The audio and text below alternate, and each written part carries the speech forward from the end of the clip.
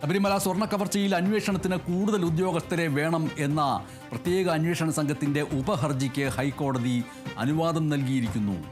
എന്താണ് ആ അനുവാദത്തിലെ പ്രധാനപ്പെട്ട കാര്യം എന്ന് വ്യക്തമാക്കുന്നു അതുല്യ രാമചന്ദ്രൻ. CIമാരെ കൂടി ഉൾപ്പെടുത്താനുള്ള ആവശ്യമൊക്കെ ഉണ്ടായിരുന്നു. അത്തരം കാര്യങ്ങൾക്ക് അനുവാദം നൽകിയിട്ടുണ്ടോ അതുല്യ?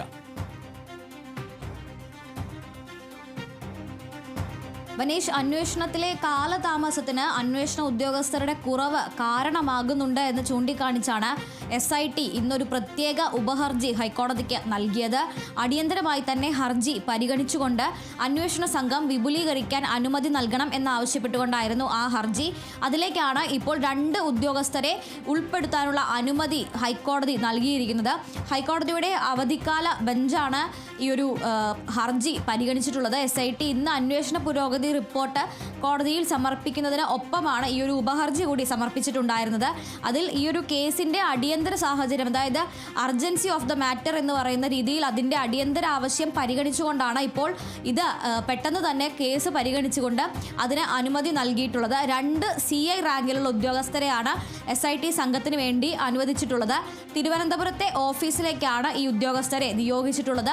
പ്രധാനമായും SIT അല്ലെങ്കിൽ പ്രത്യേക അന്വേഷണ സംഘത്തിന്റെ ഓഫീസ് ജോലികൾ, അതായത് ക്ലറിക്കൽ ആയിട്ടുള്ള രേഖകൾ തയ്യാറാക്കുന്നതും അതുപോലെ തന്നെ റിമാൻഡ് റിപ്പോർട്ടുകൾ, FIRകൾ, മൊഴിപ്പകർപ്പുകൾ മുതലായവ പരിശോധിച്ച് അവയുടെ രേഖകൾ തയ്യാറാക്കുന്നതും അടക്കമുള്ള ജോലികൾക്കായാണ് ഈ ഉദ്യോഗസ്ഥരെ നിയോഗിച്ചിട്ടുള്ളത്.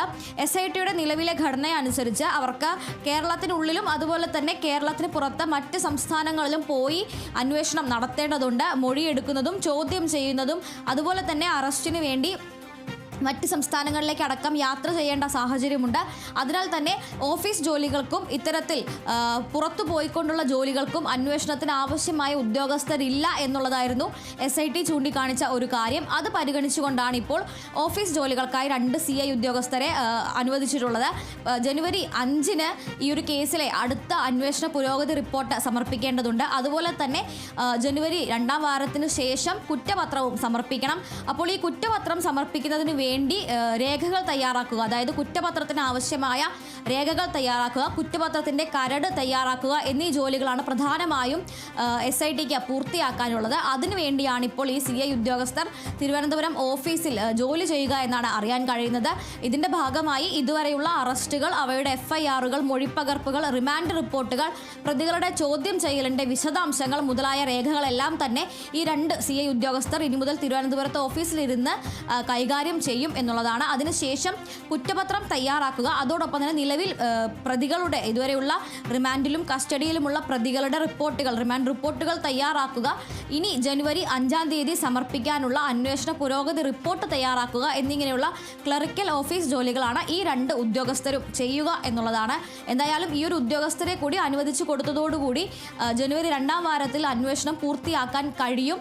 ജനുവരി 2-ാം വാരത്തോടുകൂടി അന്വേഷണം പൂർത്തിയാക്കി അന്തിമ കുറ്റപത്രം സമർപ്പിക്കാൻ കഴിയും എന്ന് തന്നെയാണ് SIT കരുതുന്നത്. എന്തായാലും ഇപ്പോൾ ഈ അന്വേഷണ പുരോഗതി റിപ്പോർട്ട് ഇന്ന് സമർപ്പിക്കുമ്പോൾ അടുത്ത റിപ്പോർട്ട് 5-ാം തീയതി സമർപ്പിക്കണം എന്നുള്ളൊരു നിർദ്ദേശം കൂടി ഹൈക്കോടതി മുന്നോട്ട് വെച്ചിട്ടുണ്ട്.